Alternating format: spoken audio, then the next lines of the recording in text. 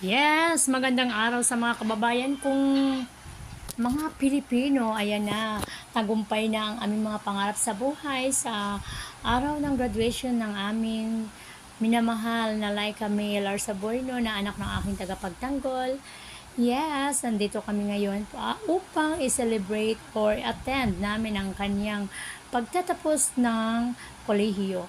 Siya po ay nagkaroon ng award na cum laude. Yes, ayan siya mga kapagsiw. Kaya kahit wala kang magulang na nanay, kapag ikaw ay magsikap, ay magkaroon ka ng pangarap sa buhay at magtagumpay.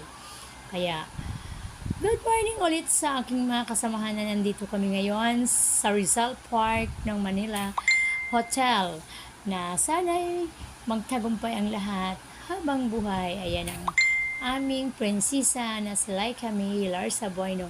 Siyempre, andito yung kanyang ate Beth na laging nakaalalay at saka ang kanyang papa na si William Bueno.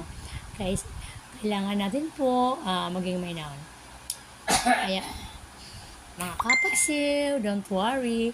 Kailangan lang natin maging mainahon upang ang lahat natin ay ating pagtagumpayan. Lalong-lalo na sa ating mga pangarap sa buhay ay may kawakasan yan.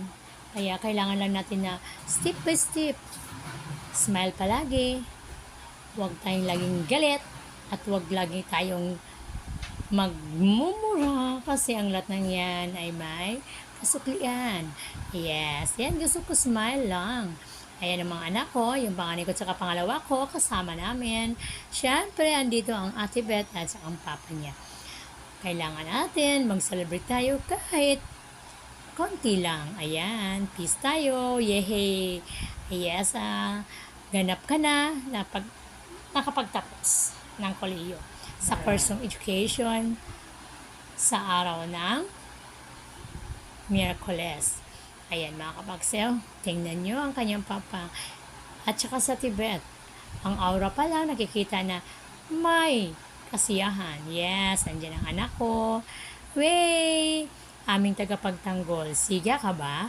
Ayusin mo lang. Hindi ka obra sa akin. Ayan.